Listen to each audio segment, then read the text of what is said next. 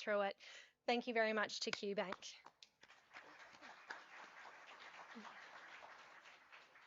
And I also want to say thank you to all the people who have been nominated today, and not just them, but also their family who have been around them and have allowed them to be who they are and do the amazing things that they are. So thank you also to all the support networks that each and every person, every nominee has.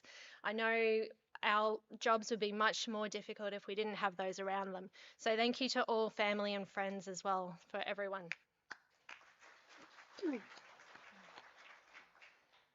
And before we sit down and dine, I would invite you to bow your heads as we pray for the meal. Thank you, Lord, for the enduring spirit that these people have. Thank you for the gratitude, and thank you for the generosity of their hearts, and thank you that they have stepped up where other people might not have been able to. May they know that they are amazing, incredible human beings, and may they experience that celebration of them today. Lord, I pray over this entire meal. May it be a moment of celebration. May it be something that we can congratulate the human spirit that has been here in this room, and may we all enjoy this space. Lord, I pray over the food. May we have a great time, great conversation, and may it all be blessed by you. In Jesus' name we pray. Amen.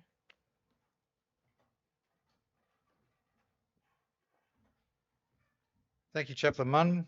I'd now like to ask QBANK Chairman Darryl Morton to come forward and give us his Everyday Heroes address.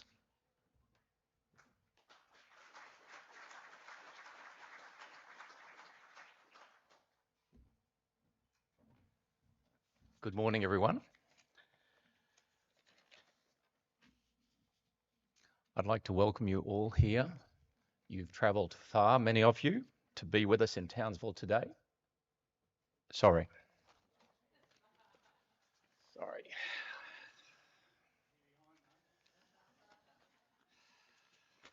Happens all the time. In Brisbane today. Our CEO, Mike Curry, sends his apologies as a family matter takes him out of Brisbane today. And I know Mike would do anything to be here, but unfortunate events have taken him away. By the way, we had a Prime Minister who, while he was Treasurer, said there's no such thing as a free lunch. A lot of you are old enough to remember no pork eating. So this is the part of the day where you pay for lunch. The QBANK Everyday Heroes Awards are a calendar highlight for us. Even as we appear to have passed the worst of the pandemic, we don't take for granted our good fortune in being able to gather here today. Now in its 8th year, enthusiasm for our everyday heroes continues to grow. This year alone, we received over 160 nominations, from which our judging panel selected the 29 finalists you'll meet here today. It is time to celebrate the everyday heroes in our community, those people that symbolise the legions of everyday heroes that make Queensland such a great place to live. There are 3 things that mark our everyday heroes. First, they all have a unique story, a story that tells of a challenge and how they rise to that challenge, often putting themselves in harm's way in the process, and they get the job done. Second, they have someone in their lives, a colleague, a friend, a family member, maybe even a complete stranger, who has been so moved by their dedication that they picked up a pen, showing my age, maybe an iPad, and wrote down that story. And finally, it's their humility. Not one of our everyday heroes ever expects recognition. And I'd like to borrow from one of our 2019 finalists, Constable Mallory Hoffmeyer. And she said, "I didn't expect to be nominated for any award. It's what everyone in my job does every single day." While today is about our everyday heroes, I want to take a moment to thank a few people without whose support and determination we would not be gathering here today. The executive leadership teams and senior officers of our services, Queensland Police, Queensland Ambulance, Queensland Fire and Emergency, and Queensland Corrective Services. In particular, we thank Commissioner Carroll, thank you, Commissioner, Ambulance Assistant Commissioners David Hartley and Tony Armstrong, Fire and Emergency, Acting Assistant Commissioner Neil Francis. And Corrective Services, we always have a good contingent from Corrective Services. Thank you, Paul. Commissioner Paul Stewart, Deputy Commissioner James Koulouris, and Assistant Commissioner Samantha Newman. From QBANK, I would like to thank my fellow directors here today, Ray Brownhill, Paul Wilson, and Neville Ide. Also would like to thank Paula Hayes and her amazing team. Thank you, Paula. Jenny, Matt, and Alyssa. And of course, our Master of Ceremonies, the incomparable Darren Curtis. Thank you, Darren. So to those finalists with us today and to all our nominees, we thank you for your work in the Queensland community. It's your efforts that continue to guide what we do at QBank. We are proud and privileged to support those who selflessly serve this great state. We now invite you all to enjoy your lunches, and we will return soon with our finalists and their amazing stories. Thank you.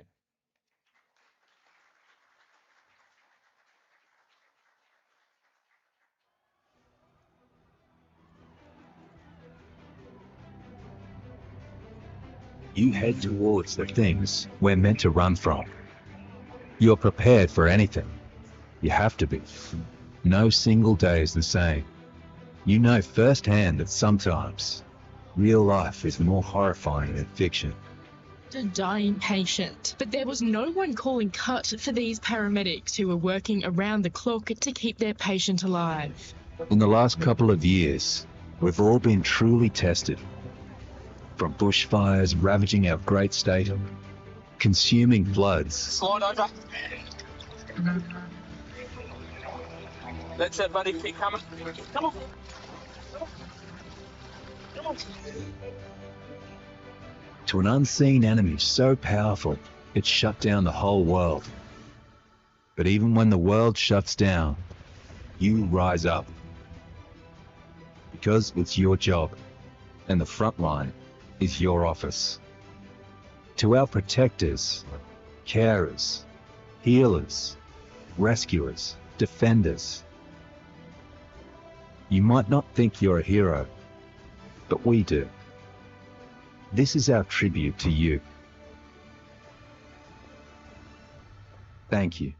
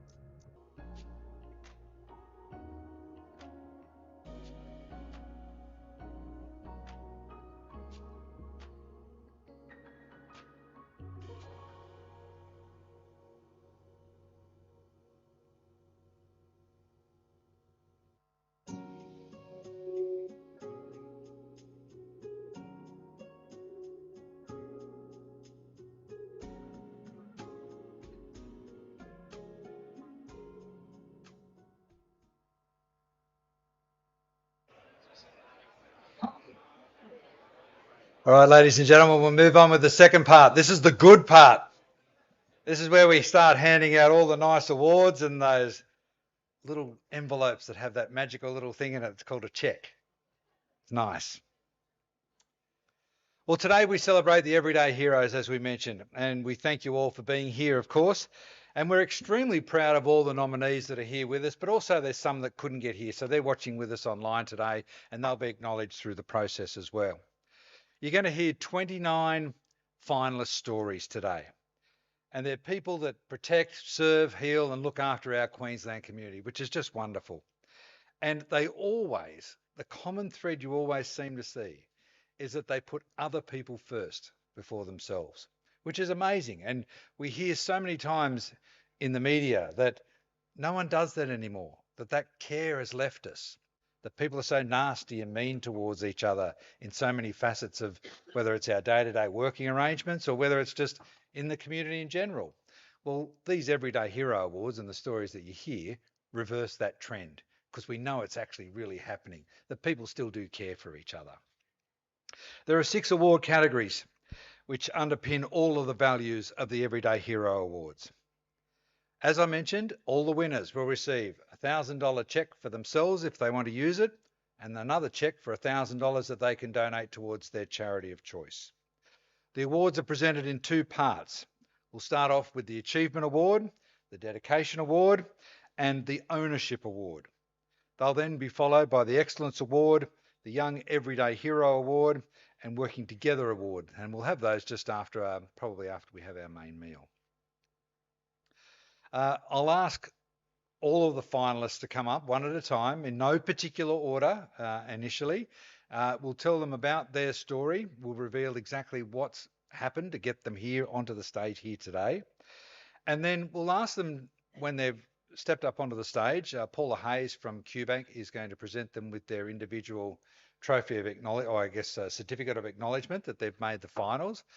We ask that you just pause with Paula for a moment for a nice little grip and grin, we call it, standing there having a little handshake, anticipating while your palms are sweaty about whether you actually are going to get your hands on that little check.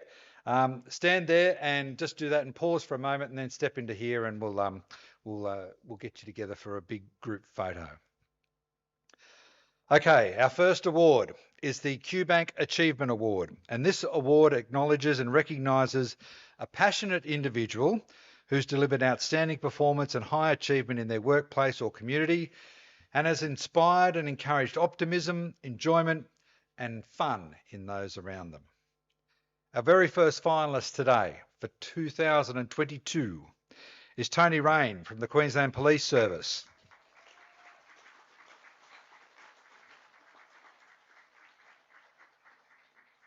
This almost sounds like a comic book script. When he's not fighting crime as a Queensland Police Service officer in Toowoomba, Sergeant Tony Rain is out in the community dedicating every Saturday to volunteering at the Kaya Performance Arts Community Dance School in Toowoomba.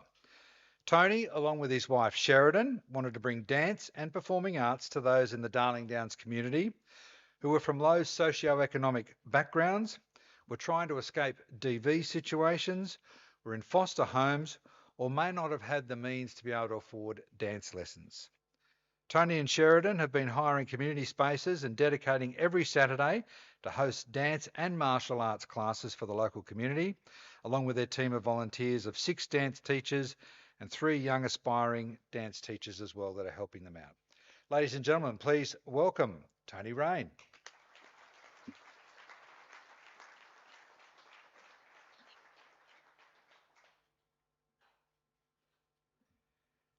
Our next finalist is from the Queensland Rural Fire Service, Thomas Mangan.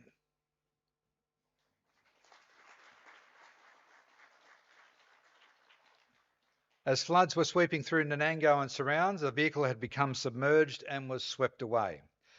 Fortunately, the man and woman in the vehicle escaped and the woman managed to swim back to the bank.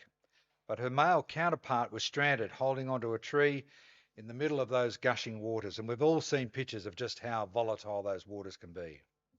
Tom was the first on scene alongside his colleagues, and they tried to perform a very dangerous rescue. Battling those floodwaters, they reached the man clinging to a tree who was just managing to hold on, and he was really battling extreme exhaustion, and he had a couple of lungfuls of water.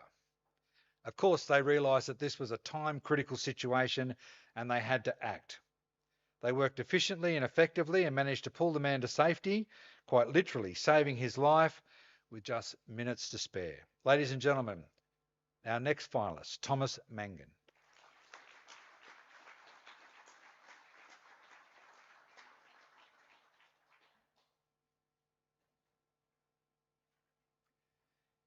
Our third finalist is Richard Lopes from the Queensland Ambulance Service.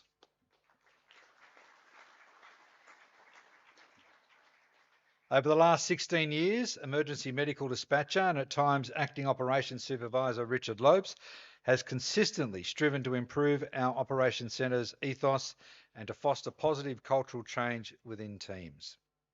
Over the years, Richard has engaged with and travelled and visited all sorts of places and brought people together to learn from their different experiences.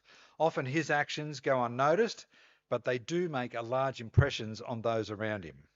Some of these include raising awareness for mental health and also mentoring people for graduates, celebrating their milestones of achieving competency as qualified call takers and dispatchers. He acknowledges how far they've come and what they've achieved. In one of the most stressful jobs you could ever imagine, ladies and gentlemen, please congratulate Richard Lopes.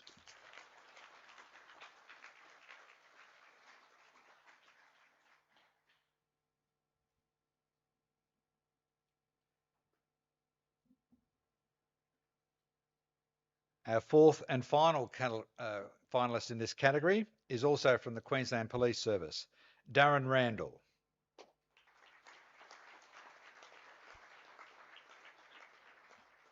In 2018, Darren approached Townsville Indigenous advocate Sam Rubin and suggested sport could be a vehicle to try and break down the cultural barriers driving relationships forward through the act of sport. He was on a mission to bring this vision to life, and Senior Sergeant Randall proposed the development of partnerships between the Queensland Police Service and the Bindle Sharks United Training, Employment, Sport and Recreation Aboriginal Corporation, that's quite a mouthful, and Queensland Blue Light Association. He brought them all together. Since he started this initiative, Sergeant Randall has been able to facilitate multiple rugby league sporting fixtures for Indigenous sporting carnivals. He's involved government agencies in the reconciliation process. He's brought those communities together. He's also launched a women's team and masters team for over 35s in rugby league. He's had a youth-focused sports intervention pilot program called Blue, and he's been engaging constantly with local Indigenous youth through art competitions so that they can actually put that art onto their team jerseys that they then wear, and of course all of them want to have one of those jerseys. Ladies and gentlemen, please congratulate Darren Randall.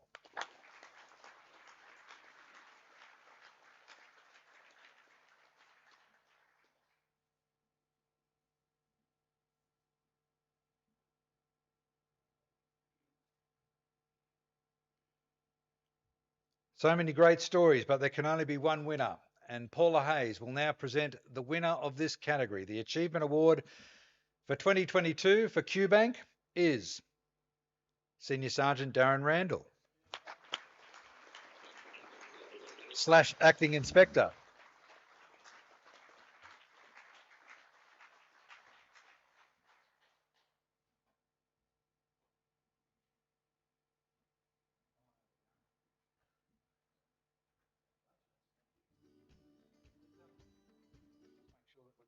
Working here, otherwise I'll have to use some sign language. My Aslan, I'll check on that, see how it's going.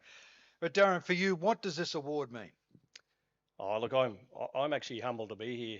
I was just saying to Tony over there at the table, if you could harness the ideas and the goodwill from this room and market it, imagine what we could do. So for me personally, this will give me a platform now to go back to not only Townsville, but to expand from Townsville, our Reconciliation Through Sport project, and start getting those ideas and those projects that we run up there and start making them, giving them a wider audience. I mean, we kicked off, there's a lot of good work being done statewide in the reconciliation space, but my aim was to capture those people that aren't traditionally involved in reconciliation activities, those people that we come across at 2 o'clock in the morning in times of crisis and times of conflict. And how do we involve them in the reconciliation process? Well, in Townsville, sports are currency, particularly rugby league. So rugby league was a hook. we dangle that hook out there. And to date, we've had hundreds of participants in our Reconciliation Through Sport projects, including the Blue Sky program last year, which involved youth at 13 to 14 years of age.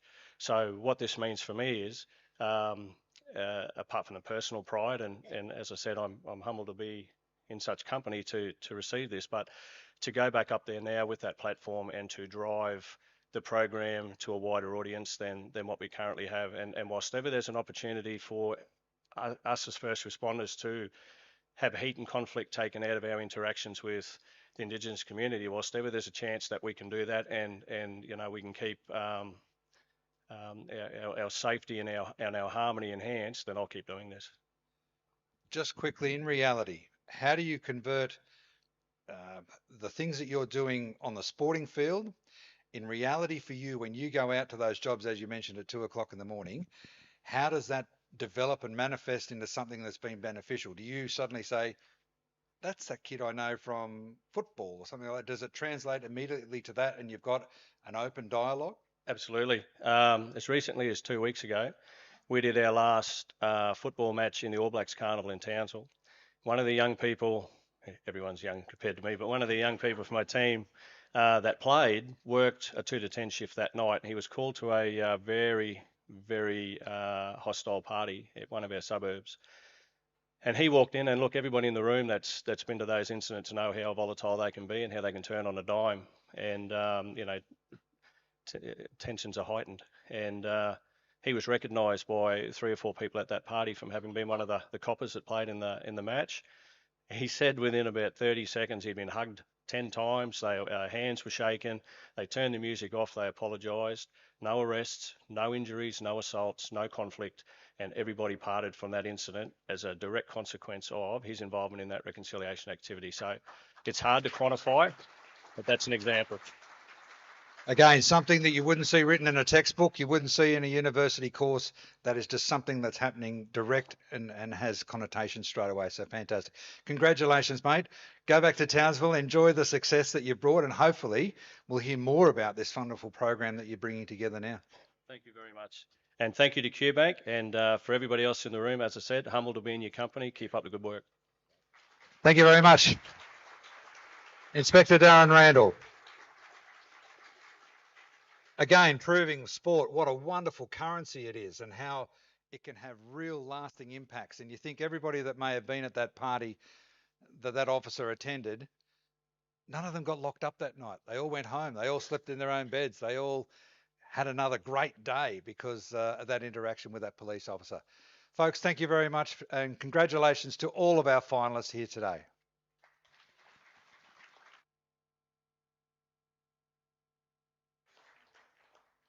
Our next award is the QBANK Dedication Award. This award recognises an individual who has shown extreme dedication to the lives of those people around them by displaying determination and a very significant strength of character. They've also been responsible for inspiring loyalty in both their workplace and in the community. Again, in no particular order today. Our first finalist is from the Queensland Police Service, Cam Crisp.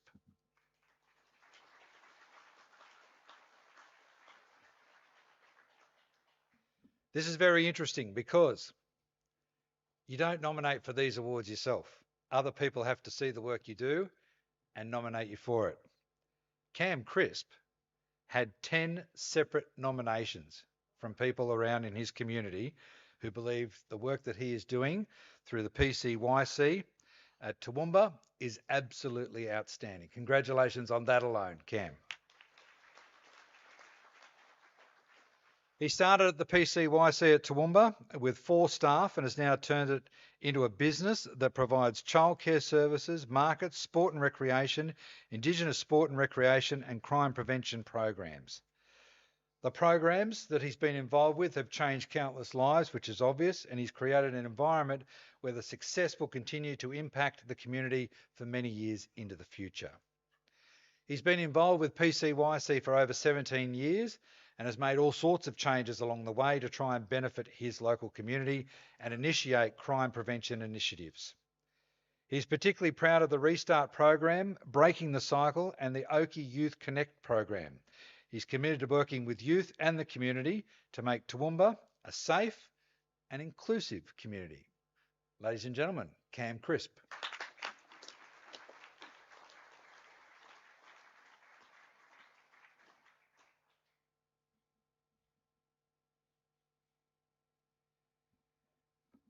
Our second finalist is from the Queensland Rural Fire Service, David Lyons. David Lyons is the first officer at the Gilston Advanced Town Rural Fire Brigade and has been committed and serving his community now for over 30 years in that role. As first officer, he's led the brigade through many major emergencies, including those terrible bushfires in 2019-2020, and of course, floods in 2022, and he served on the ground in every one of those incidents with his team consistently. David has become a close mentor to many of his team and has helped them achieve their goals, not only in the fire service, but also in their life and careers. He spent many hours to make his brigade what it is today, and it was grown from around 10 active members in 2019 to now 25 active members in 2022. That's quite considerable. We all know stories about youth groups and Rotary and Lions. They're all struggling for memberships, people to give up their time at the moment apart from their own workless hours. So that's fantastic. Thank you very much for that. David has focused the brigade on first aid training so they can be available and valuable asset in their local community as well. Ladies and gentlemen, please congratulate David Lyons.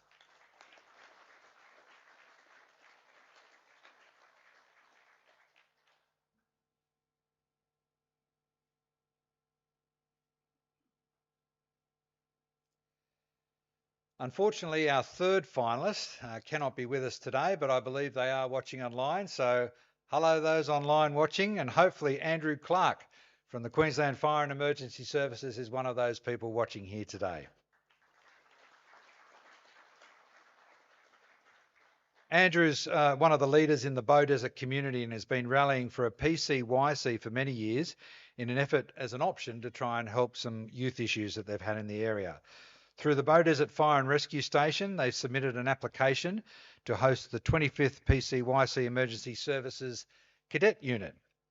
Under the leadership of Mr. Clark as the local cadet coordinator, the unit has accepted a flood of applications from young people and they're now running a semester. Andrew is a senior firefighter in QFES and manages the cadets program in his spare time.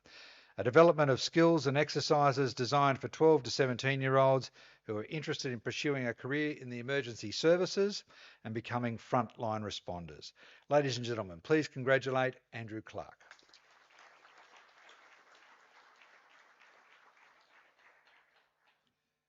Our fourth finalist in the dedication category is George Leon from the Queensland Police Service.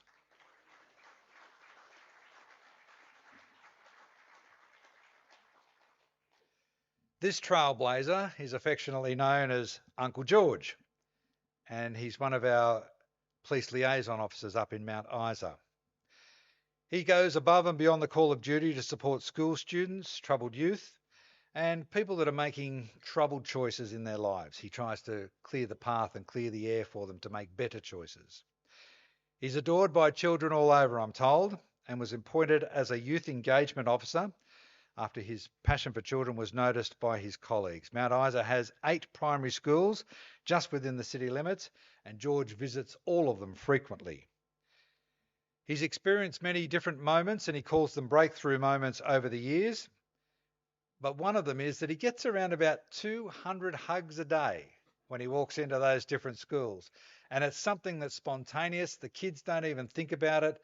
They just know that that's Uncle George and he's a person of safety and guidance. He's been building a connection with those kids. He's been organising touch football matches, maintaining a strong community presence, and he's an everyday hero either way, impacting a generation of children in Mount Isa. Ladies and gentlemen, please welcome George Leon.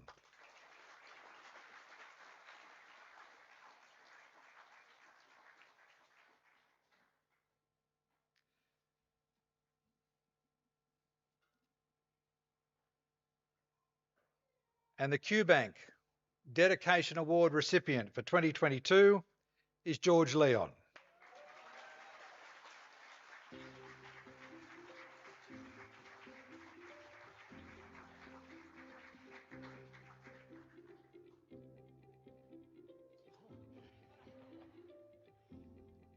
George, this obviously means something quite significant to you. Tell us from the heart, when you stand here now and you're recognised by everyone in this room and your Mount Isa community, they think you're pretty special.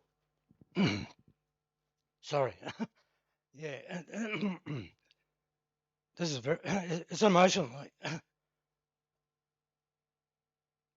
Thanks very much, QBANK, recognising this. Thanks very much to the Mount Isa Police. Jake Lacey, he nominated me. Thanks very much, Jake. Sorry, I don't usually get awards or anything. So the thing is, it's meant a lot to me. It means a lot to me.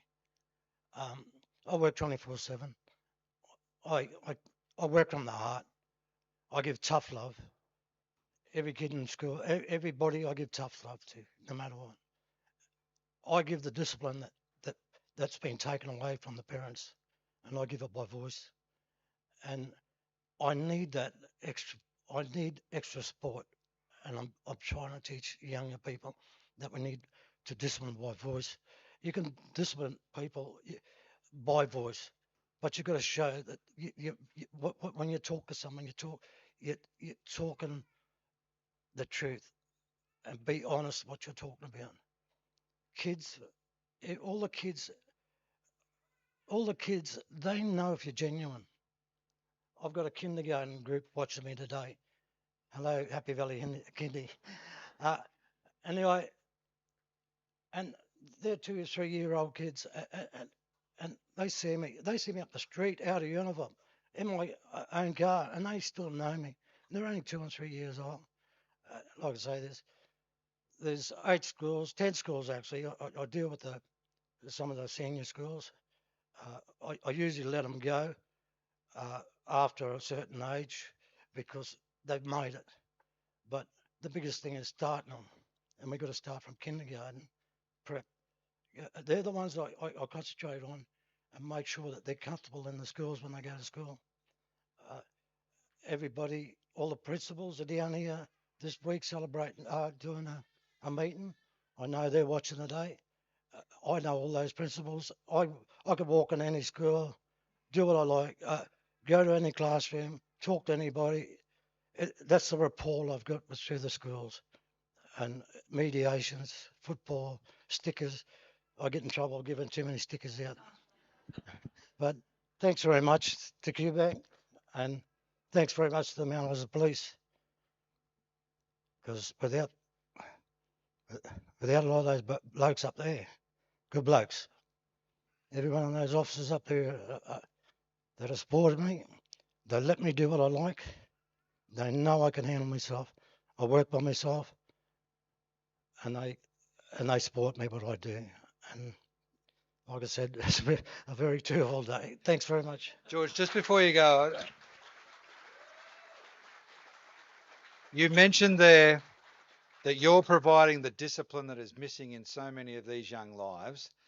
There was a collective sigh, not only in this room, but I think everybody that's watching online today. How wonderful is that you can see a child transition by providing the tough love, but still some discipline in their life? And it's good, you know. I've seen a lot of kids change over the years. You can't change every kid. You've got the naughty ones that have just gone too far, and we can't draw them back. But the main thing is education. And like I said, we've got to start from the bottom, and that's where I started, from kindergarten. Kindergarten kids will go to prep, then they go to 1 and 2. But you keep them in school, they'll get that routine. But if you've got no one doing that, Mount Isa's got that many kids that come from the territory, from communities that that we have to deal with every day, virtually every day, and when we get those kids into school, it's important I try and keep them there by going to school. And I'll go. All I have to do is walk around the school, and it's just not Indigenous kids. It's every nationality. I've got I've got I've got a school, a Catholic school with St. Kieran's. I don't have to take stickers. They want my signature.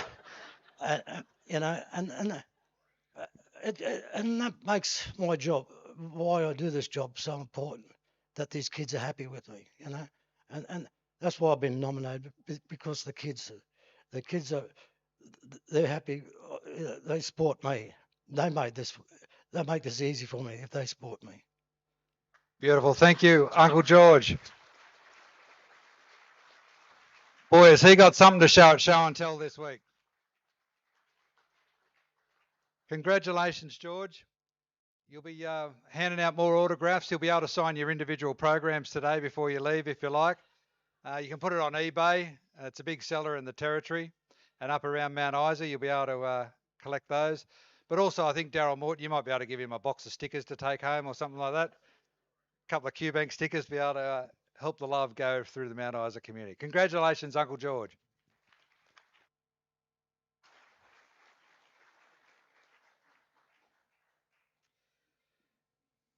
Our next category is the QBANK Ownership Award.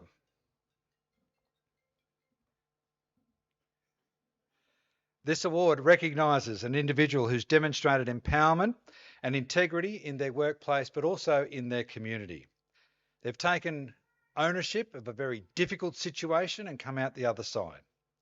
They've also helped provide guidance and quality advice to those around them.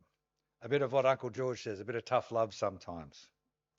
Our first category finalist in this particular area, in no particular order, is from the Queensland Fire and Emergency Services, Maxwell Pearce.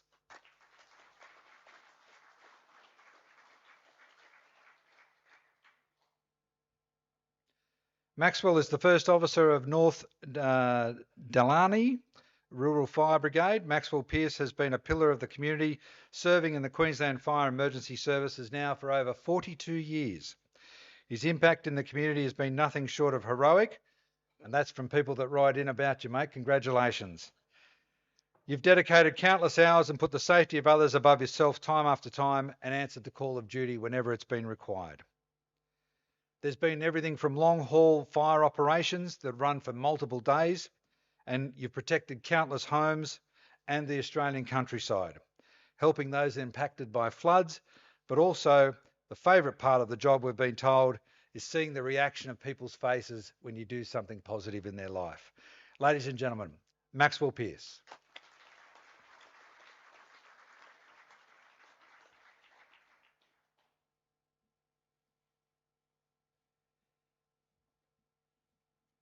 Our second finalist is from the Queensland Ambulance Service, Chantel Hersel.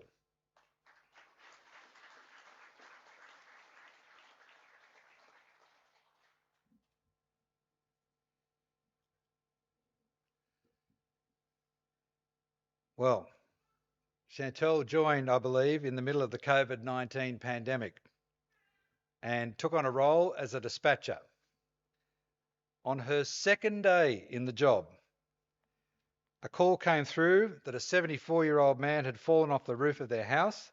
He'd suffered multiple fractures and was going into cardiac result as a result of his injuries. Despite only being very, very new to this field of work, Chantel calmly talked the woman who was on the phone through CPR until those paramedics arrived on scene. It undoubtedly saved this gentleman's life. It was an act that branded her as an angel to that particular family, and they'll think of her forever that way. The man was later flown to Brisbane's Princess Alexandra Hospital in a critical condition, but he survived.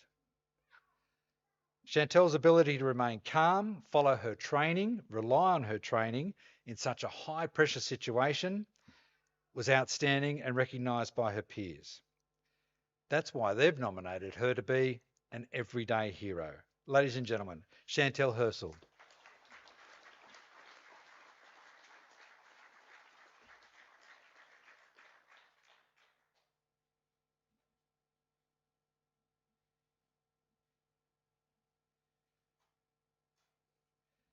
Our next nominee in the ownership category is Monique Rashford from Queensland Corrective Services.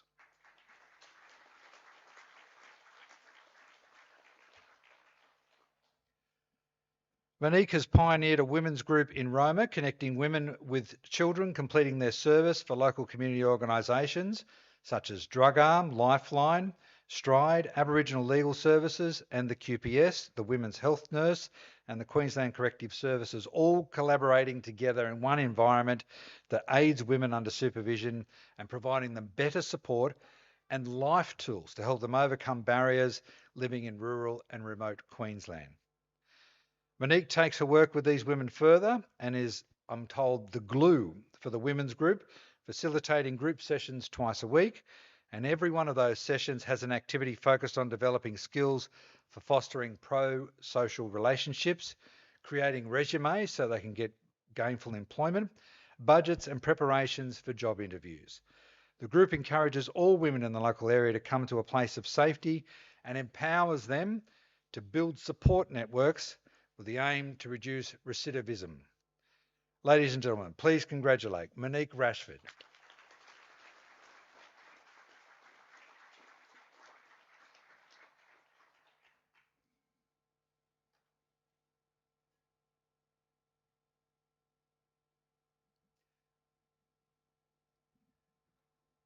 Our three finalists are now on the stage, and the winner of the QBANK Everyday Heroes Award for Ownership is Monique Rashford.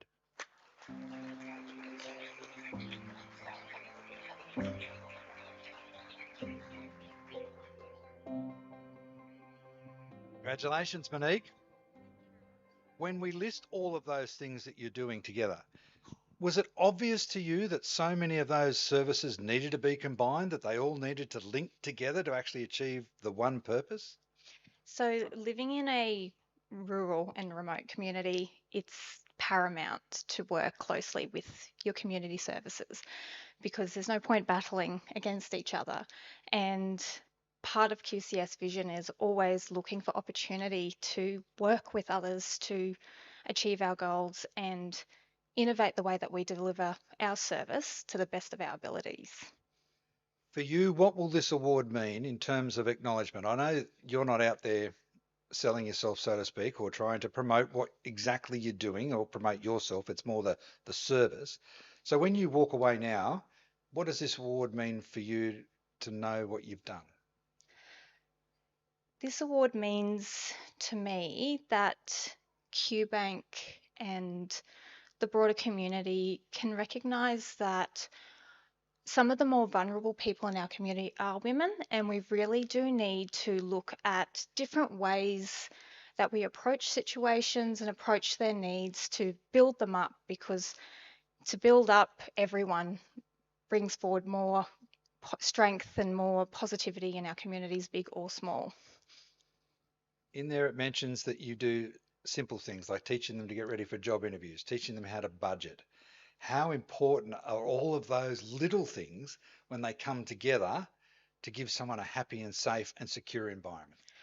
It's the fundamentals that sometimes people have missed out on. So even budget cooking. So, at the moment, life expenses are, everyone's struggling. So being able to have that ability to have a limited amount of money and cook for a family of 4, 5, 6, or be able to provide a resume and obtain work, even just being able to support themselves and make informed decisions with regards to their body and where they want to go in life, that's also important.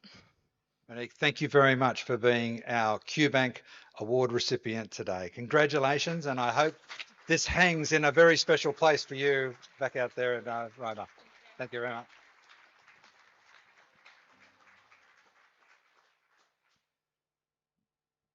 As Monique said, sometimes the simplest things are the things we forget about, aren't they? And sometimes we always look at it and we go, the simplest ideas are sometimes damn well the best, aren't they? Why do we not see them? The old wood for the trees. But congratulations, Monique. You are making a very significant difference out in your community, and you'll be remembered for that along the way. Congratulations.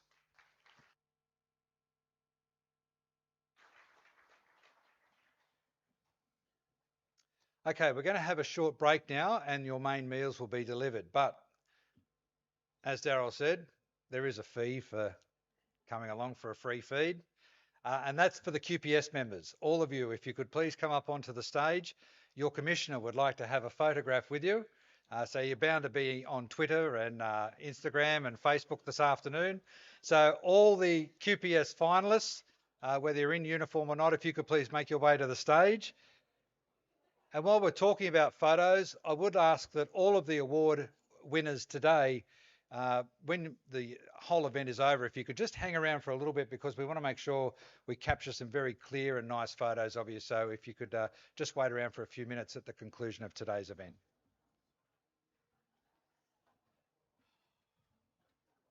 There you go.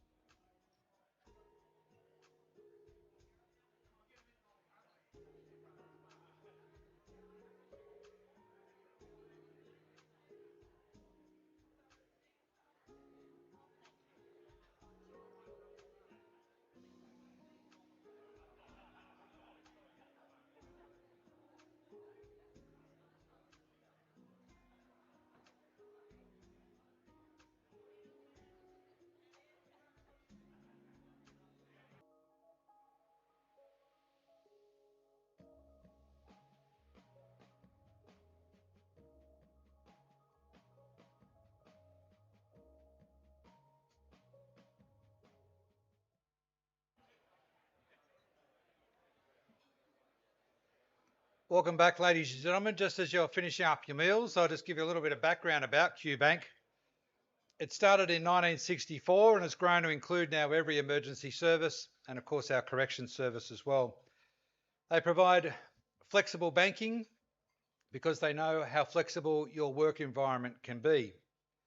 Their loans division, I've been told, are aware of the different fluctuations that happen with emergency service workers, and they're very sympathetic towards that when they create home loans for you and loans that you do need for your everyday life, because they look at things like your penalty rates, your allowances, where other banks and other institutions don't do that.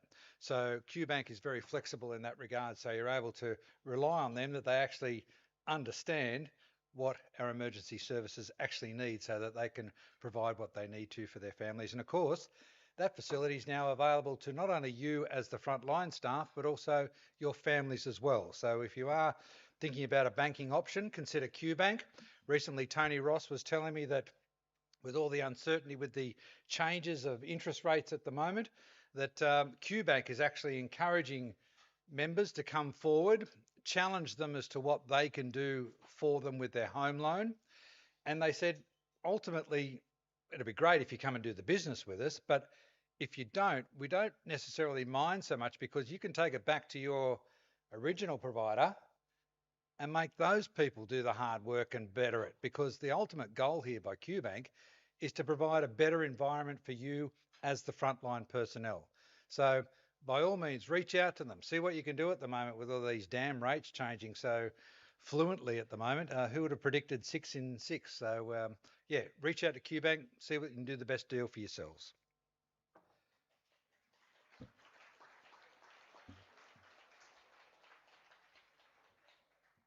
I mentioned right at the very start of the day that if anything happened to go wrong, we were in a room full of first responders, so that nothing probably would be too much of a drama. But I hope, Richard, I hope you don't mind, but during the lunch break there, one of our ambulance service members appeared to have an episode with a small piece of food, and there was a conga line of people waiting there to assist him there. So if anything was ever going to happen to you today, Richard, it's fantastic that it happened in this room, and we didn't even have to ring the dispatch workers. So Michael Augustus is now writing that down as a response time. 0.5 second tick. There'll be an Instagram post on that one later. Police Health and Emergency Services Health is a private health fund that looks after some of the incredible police force and the frontline workers that we're all talking about here today. The QBANK Everyday Hero Awards is co-sponsored by Police Health and Emergency Services Health, and I'd like to invite the CEO of Police Emergency Services Health, Scott Williams, to come to the stage and give us his Everyday Heroes address for today.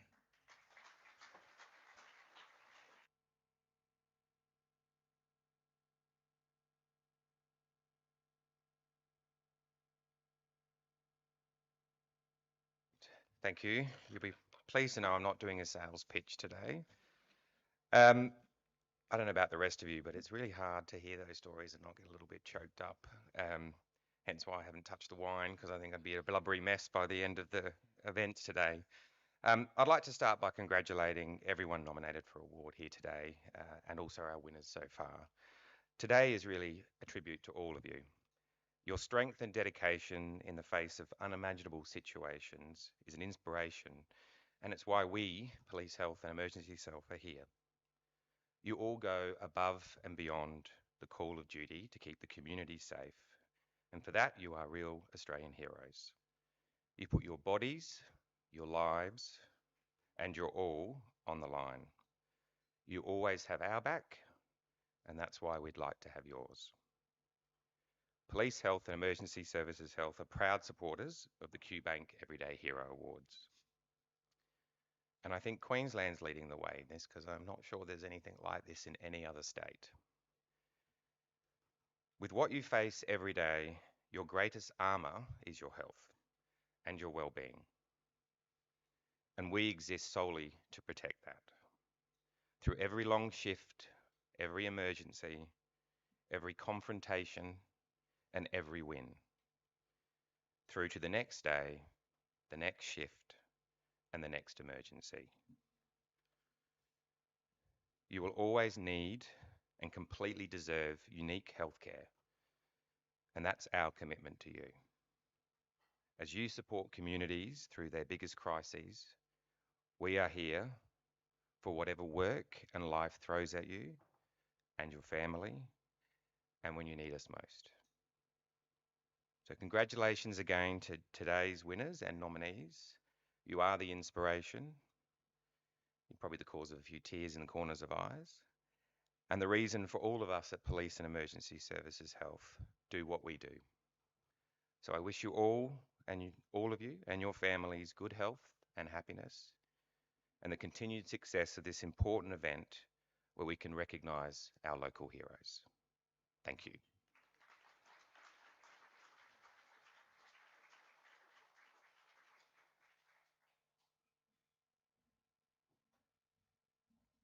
Thank you, Scott. Interesting point of note, these awards, when they started, I think around about 2016, they tell me in 2016, they had something like 18 nominations in that year. And as we heard earlier, we've now up to 160 nominations for these different categories. That's fantastic. And congratulations to all of you, but more importantly, to your friends and colleagues out there, or just the simple community members that have seen what you do and have put you forward for these particular awards. Congratulations. Our next QBank award, Everyday Heroes Award, is for excellence. And this is for some people or person who has shown innovation, independent and forward thinking, and excellence in their workplace or community. Our first finalists are from the Queensland Police Service, Kimberly Allen and Tracy Elkema.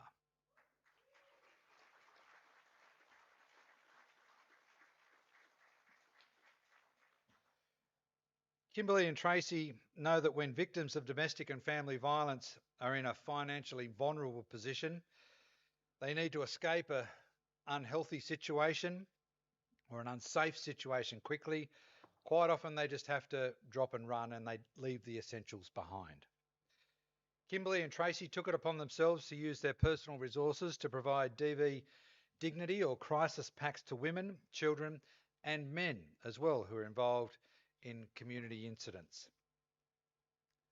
Sometimes domestic and family violence perpetrators withhold personal care items from women, such as sanitary products, as a form of coercive control.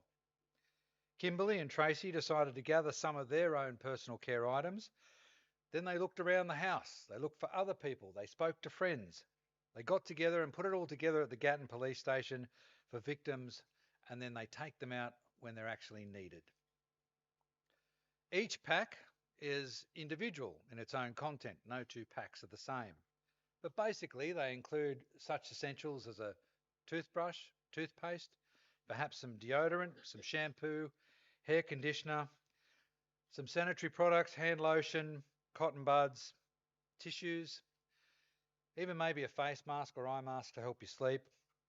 And all of these items have been paid for by Kimberly and Tracy, or they've gone and spoken to people in the community who have heard what they're doing and have come forward with little bags of shopping that they've picked up from Coles, and I believe specials that have been in Coles and Woolies in Gatton. As soon as the special prices go up on those particular items, the girls are in there apparently snaring up all the bargains. This initiative has been so popular that it has now expanded across to Roma, Helidon and Cherbourg. Ladies and gentlemen, please congratulate our next lot of finalists here, Tracy Elkema and Kimberly Allen.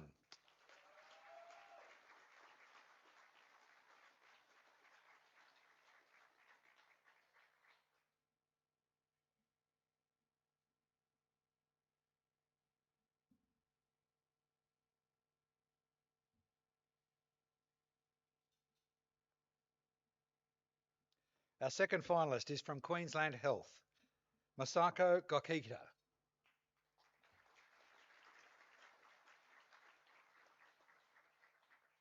Maz, as she's like to be known, is a registered nurse and has worked in ICU at Prince Charles Hospital in Brisbane and is now also working at Buderim Private. Although off duty, Maz performed CPR on a man after he had a cardiac arrest while in the surf. She was in the surf herself and noticed that there was something a little unusual with what was going on in the waves near her, so she decided to act. When she got to the man, he was lifeless and she was unable to find a pulse, so she immediately began CPR right there on the beach and waited for help to come. During this period of time, she suddenly learnt that the man's name was Tom, and that was because all of his friends were surrounded around them, feeling helpless, unable to know what to do. All they could do was call his name. They rang for the emergency response to come and help. During that entire period, Maz continued to do CPR. The good part is, Tom is alive and well and is able to tell the story, and now they've become very close friends. In fact, Tom joins us here today. Tom, could you just stand up?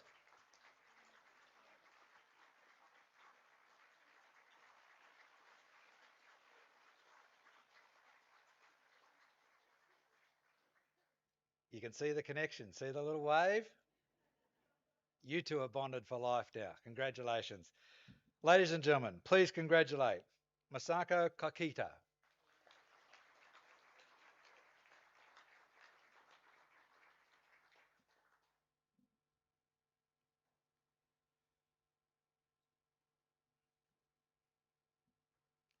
Our third finalist for the Excellence Award is Lynette Swales from the Queensland Police Service.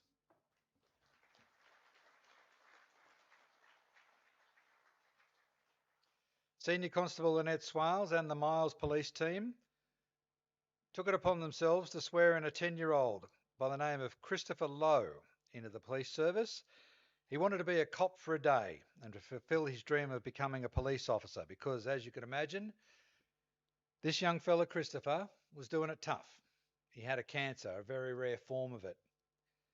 And it also meant that he was in for some rough times ahead. And Lynette and the crew got together to give him one of those moments in time, a wish, to be an adventurer, to be a crime fighter, be doing something in his community.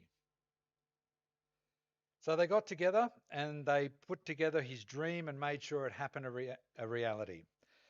They gave him his own name badge.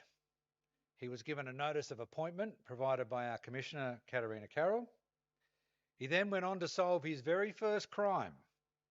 It was a bicycle theft in that terrible town of Miles. Well, he not only detected it, tracked it down and found it, he was so damn good that the Queensland Police Union donated that bike to him.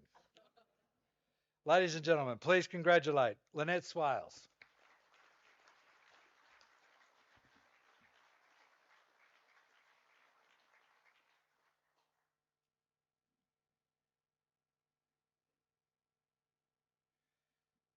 Our fourth finalist in the Excellence Award category today is Ben Bjarnson from the Queensland Police Service.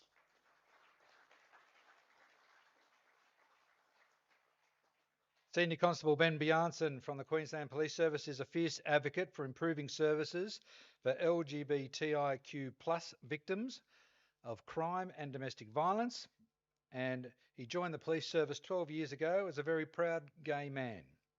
Ben has dedicated his life to bettering the lives of members of the community and has worked tirelessly to build better relationships between his community and the police. Along with his role with QPS, Ben is also the founder and managing director of the LGBTQ Domestic Violence Awareness Foundation. That foundation works to provide education and supply relevant information and resources, including support services for bystanders and survivors of domestic violence. There are no invisible victims, and he wants to make sure that that future is clear and open for everybody who needs to receive support from the Queensland Police Service. They can do it with dignity and with support to be believed and supported. Ladies and gentlemen, please congratulate Ben Bjarnson.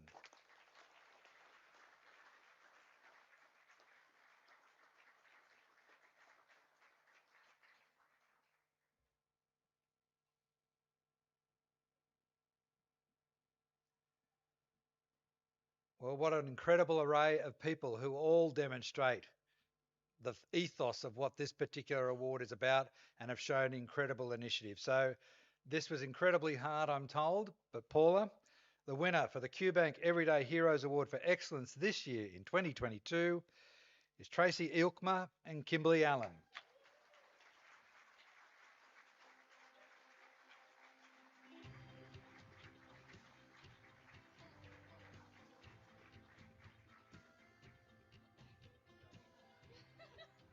Well, she's even reluctant to step forward here now.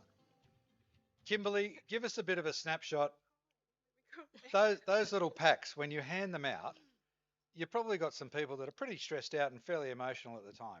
When you hand them a little plastic bag full of what we consider pretty basic sort of essential goodies, what's the response you get? Gratefulness, hope. They say that we've given them hope. Just their dignity back. It's been stripped from them. So That's the biggest thing. We've given them hope.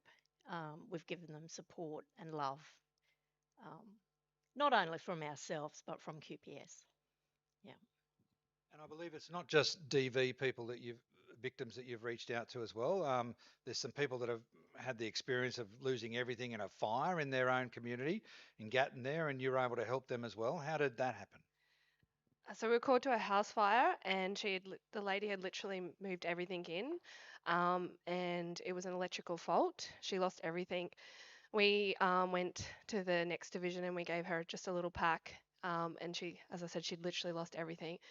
And she said, it might not seem like a lot from you guys, but to me it is everything. It's all I have at the moment. And then a few months later, once she got her insurance back, oh, didn't she stock us up? Yeah, it was beautiful. So not only that, we had the floods. So it was just nice to have everything there. And like, I mean, the floods were devastating in the Lockie Valley.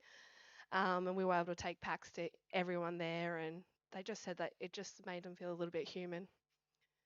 I think I've been told you've helped some young men as well that have experienced a house fire as well, but it seems to come back to you. You just mentioned that lady there that offered to help. You also know of a story of a lady that works in a service station who was a victim of DV, who now reaches out to you and regularly helps you as well. Tell us a little bit about that.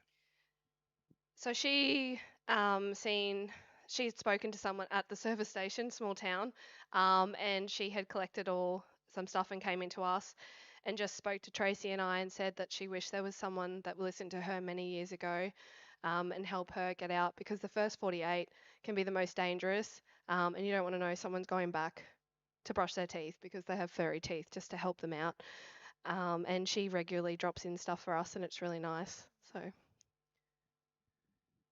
I know this is going to be a little controversial, but police have been in the spotlight in the DV space in recent times. When you now are operating in that and you do these things of your own accord, this is your own initiative you've brought forward, and you are receiving such wonderful response from those people. How good are the cops actually working in this space? I think we're all amazing in what we do. We're not trained psychologists, we're not trained emotional counselors, but we get out there every day. We put the uniform on. We're risking our lives to protect others, and just everything that goes through from one person that we all end up getting branded with is really unfair. Because everyone that I work with, I can put my hand on heart, give their absolute best, and I'm proud to be part of the Blue family. Tracy and Kimberly, thank you very much. Congratulations, award winners in 2022. And thank you to our other finalists as well. Thank you very much. Just to help out Kimberly and Tracy, for some of you, if you are traveling in the next few weeks, months, coming up to the Christmas period, you know when you go and stay in a hotel and you have the complimentary shower thing, those awful bottles of those little bottles of shampoo. You know what? Everyone knocks them off. Just slip it in your bag, but take it to Kimberly because they can really repurpose that quite well. And I believe they're also setting up a box inside police headquarters so that you're able to drop off different bits and pieces. It's not much of an effort. It really doesn't make too much of a change to our lives, but it can make an enormous difference. And as one of the people in the front row just said, you're paying for that stuff anyway. So look, any of it, if you could scoop it up and drop it off to these ladies or get it sent out to Gatton, it'd be certainly very much appreciated. Thank you very much.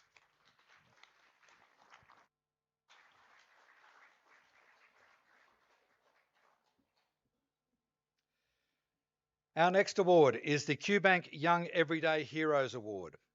And we're going to break from tradition here slightly. Normally, we would have all of the finalists come up onto the stage.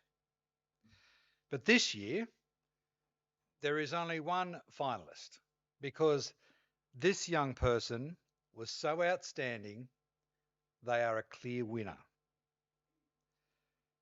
The Everyday Heroes Award for the Young Everyday Hero must display admirable contribution to our community, have overcome barriers and difficulties, and has shown dedication to training and future development. It is with great pleasure that we welcome today Amaya Haruro.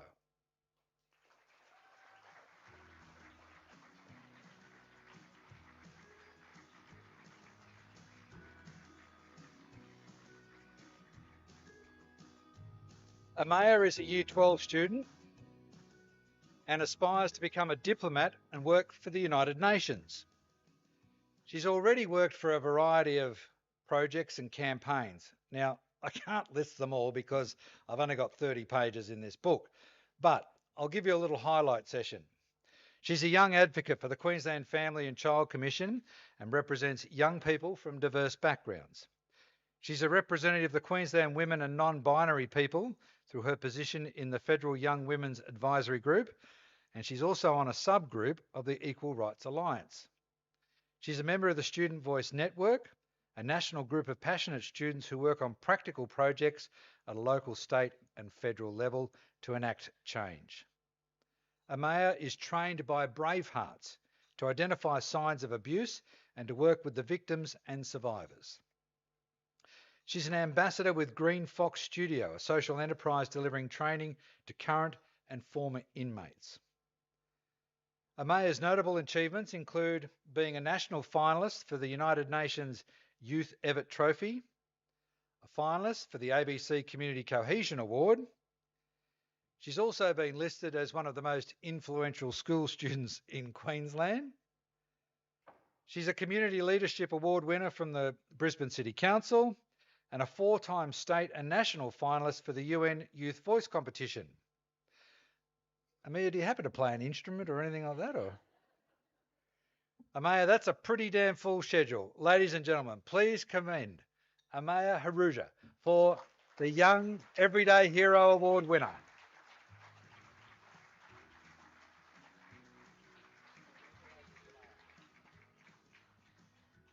Amaya, it's obvious that you're not content with just kicking a ball around the park. You like to do some other things. Why are you so motivated to bring change and positivity to the future? I think what first kicked this all off was as a young person who faced unique challenges because of my diverse background, I grew frustrated that despite policies, campaigns impacting us, diverse young people weren't being adequately represented or engaged with. And I noticed that older people were a little bit hesitant to do that. So as soon as I got in grade 7 and I got my own laptop, I took it upon myself to do as much as possible to consult with other young people and to make sure that our stories, our voices, our challenges are heard so that we could work towards intersectional solutions to address these things. Okay. Um, can I just remind everyone, you're not at university, you're only year 12 yet, all right? So, okay. All right, let's apply that in a frontline sense. These are mainly frontline responders here across the state of Queensland. How what you're doing, could that influence and change how they interact with the community every single day? So I work with a lot of diverse young people, and I think there's a little bit of stigma on reaching out for help, especially for those young people from culturally and linguistically diverse backgrounds as well. So I think by doing what I do, I can help break that stigma, allow young people to reach out for help, and make these diverse communities realize that it's okay to not put everything upon themselves, to make them more willing to work and interact with frontline workers as well. Just finally, Amaya, where do you see this journey taking you? I know you said you wanted to be a diplomat, but for you, when you're sitting back in the rocking chair in many, many, many years to come, what will be the ticks in the box for you that you've achieved what you wanted to do? I think above everything, my one main goal would be to make sure that I can work to make it easier for young people and for people from diverse backgrounds to be heard, to be considered, to be represented in a variety of fields. And I hope to help work towards that, not just for myself, but for others within the community as well. If I do that, and if I encourage other diverse young people to step forward and take up more leadership roles and to be engaged, I think I'll be really happy with that. Well, let's hope you achieve that happiness. Amaya, thank you very much. Congratulations on your award today. Please celebrate your wonderful family are up the back there with you. They are so damn proud today. It's wonderful to see just the joy in their faces there today. Amaya, congratulations, and please do the very best you can with this award. And we hope to be reading about you in the future, I'm sure.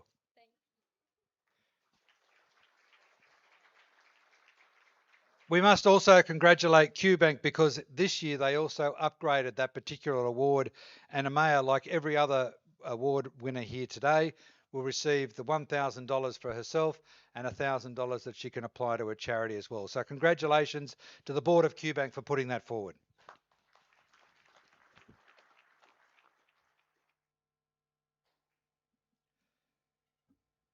Our next award is the QBANK Working Together Award.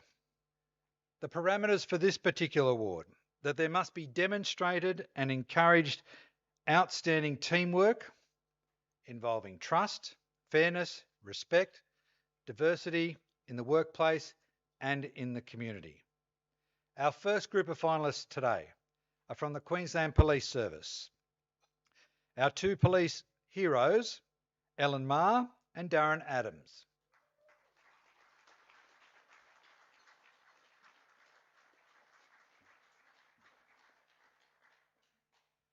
You may have seen or heard this story on TV because this went around the country.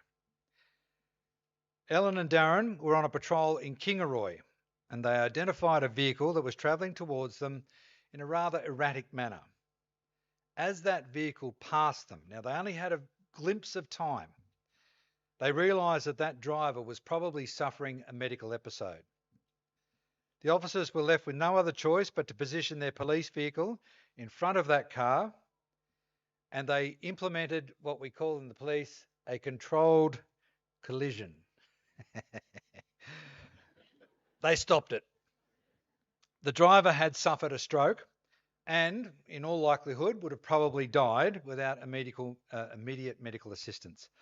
They provided that information to QAS, and the subsequent medical staff arrived and identified rapidly that this lady was having a stroke, and they got her to hospital as quick as possible. And I believe from what I saw of the outcome of that story, that lady is now doing very, very well and is incredibly grateful to these two officers. Ladies and gentlemen, please congratulate Ellen Ma and Darren Adams.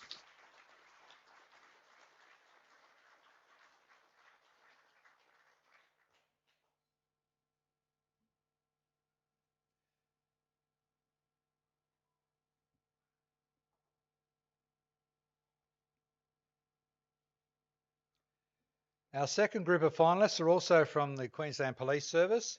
Please welcome Chris Farnan, James Lyons and Josh Piper.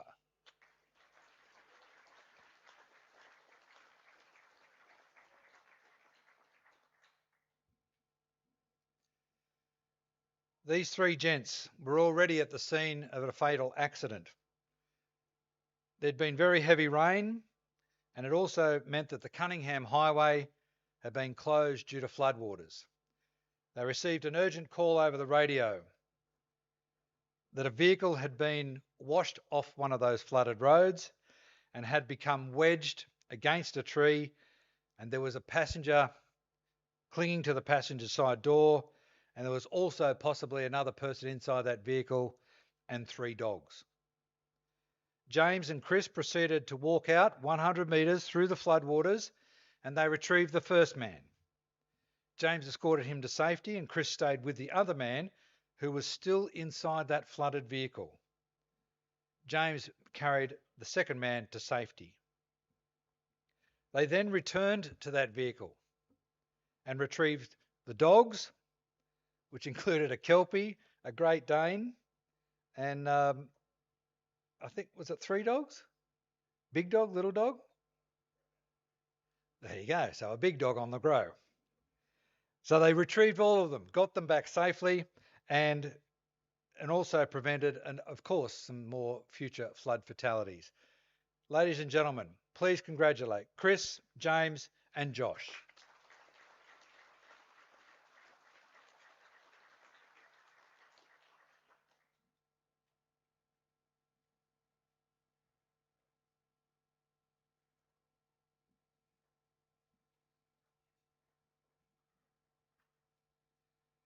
Our third set of finalists for today for the Working Together Award is Brad Stokes, Joshua Lee, Prudence Snedden and Anthony Crompton from the Queensland Ambulance Service.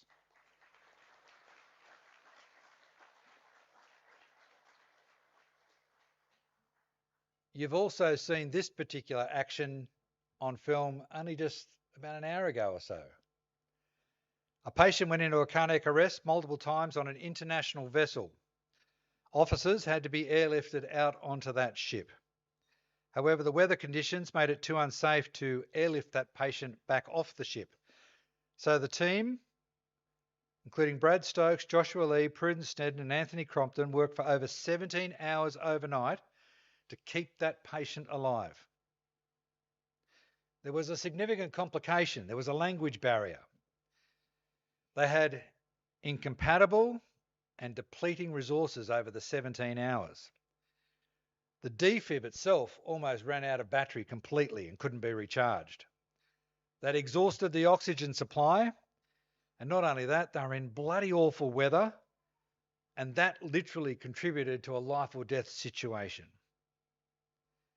They managed to bring that patient back multiple times using their incredible skills and what little equipment that they had left, and eventually resuscitated him and managed to ventilate him alone for 4 to 5 hours.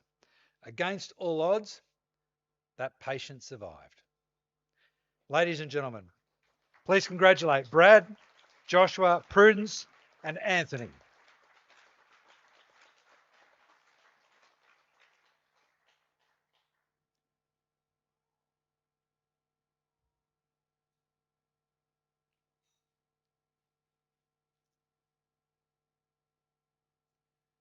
It's going to be a very crowded stage up here soon.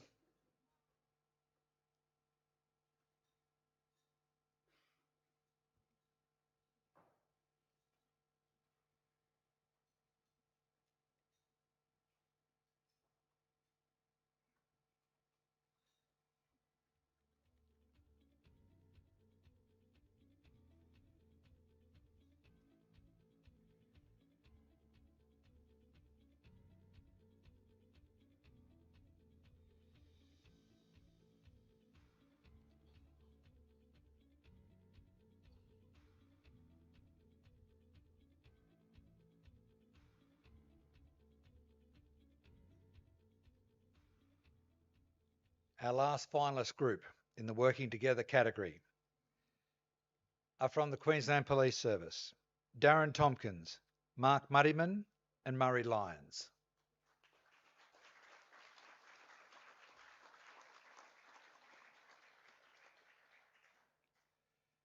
This story also received international exposure.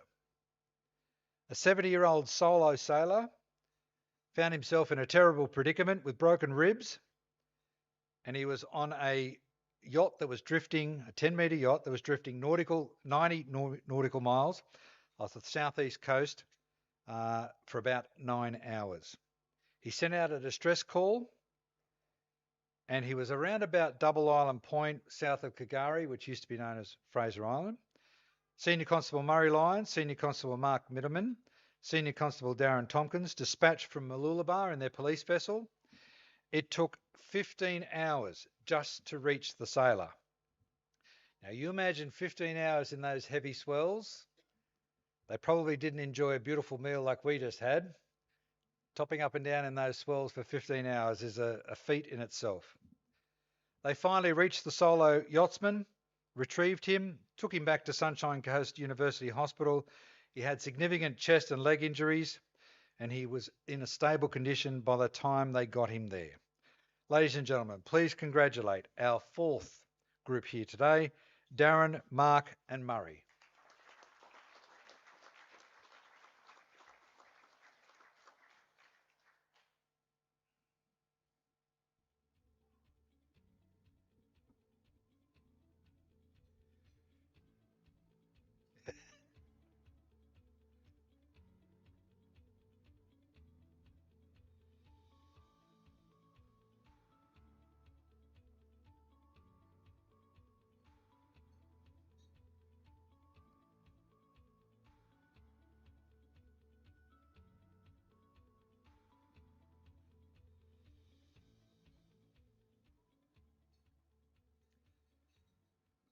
Okay, there are the finalists for this year's 2022 Everyday Heroes Award for the Working Together category. And the recipients of this year's award are Brad Stokes, Joshua Lee, Prudence Snedden, and Anthony Crompton for their container ship rescue.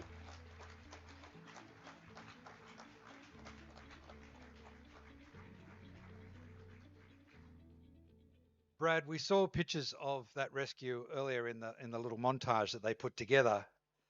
How tough was that day? Oh, well, yeah, it was really tough. But can I just start off by saying that, Maya, what an inspiration you are to everybody here. Being so young and where you're headed, it's just amazing. And Uncle George, wasn't it? Uncle George? Just, I love your passion before. Just absolutely love it.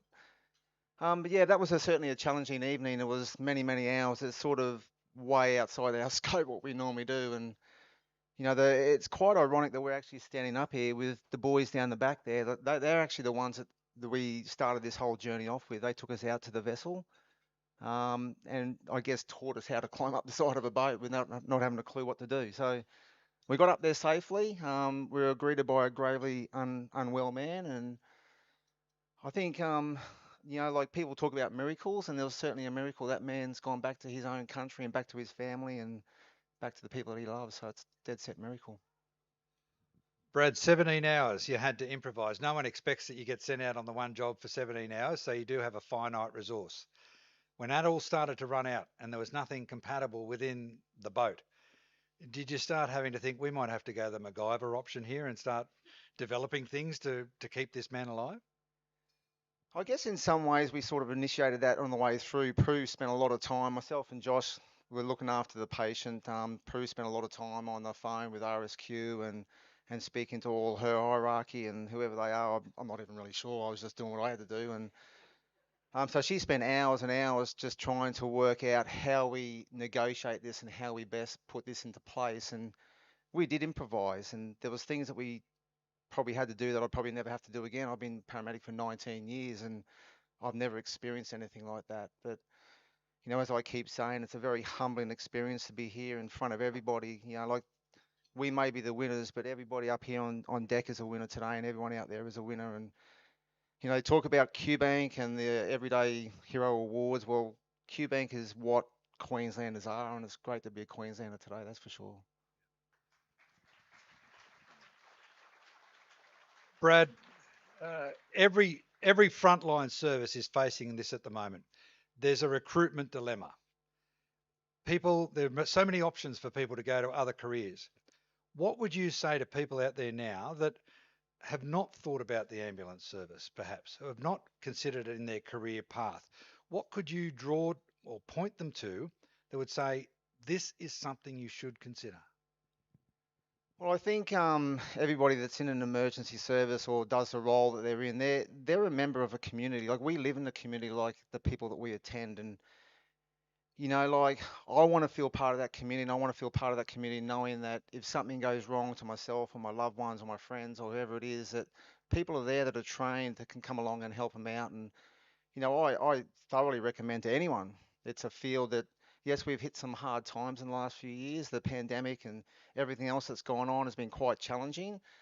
People have left their occupations, and you know, there's lots of things that are going wrong and hard, hard, I guess, concepts to deal with. But you know, well, I guess we just got to keep moving forward and just doing the best that we can. Congratulations. Big round of applause for both of these groups for this particular rescue. Congratulations, and we hope that your certificates and trophies and things are all held with pride inside your stations and they're shared with others and you tell that story. Thank you very much. Congratulations.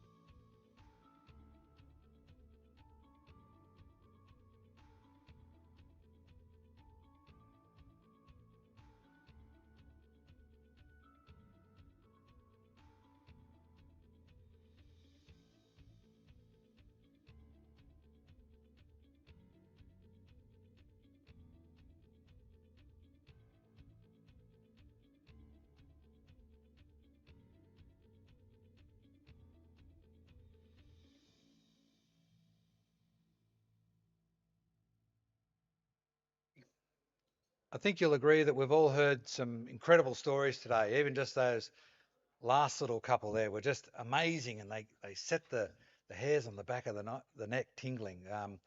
To think that we have people that are prepared to go out there and do this sort of stuff at a moment's notice is incredible.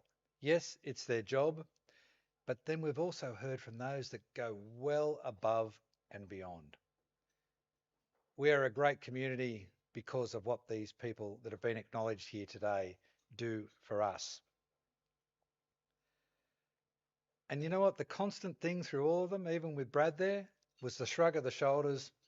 It's just my job. Well, the rest of the community can't believe that that is just your job. And we thank you very much. Thank you for all you do inside the community.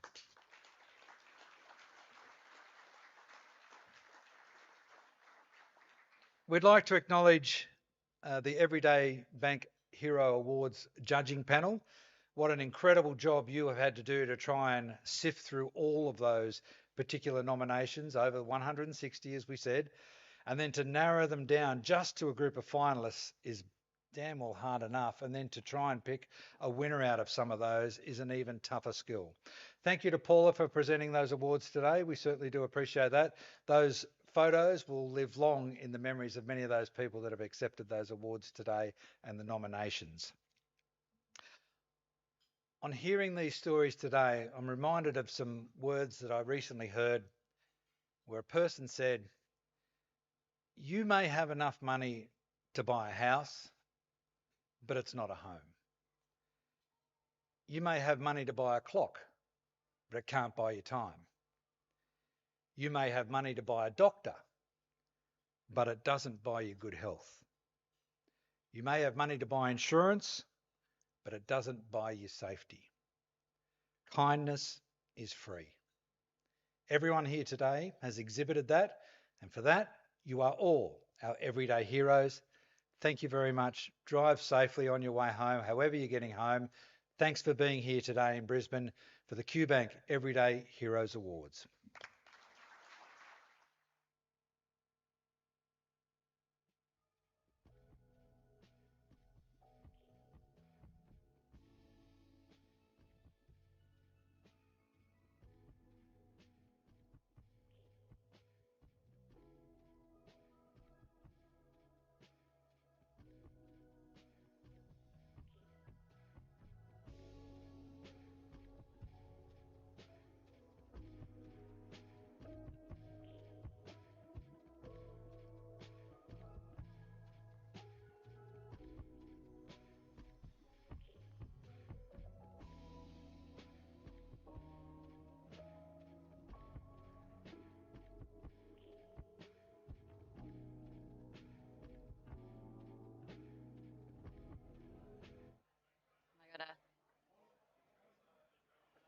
It's not working. Hello. Sorry.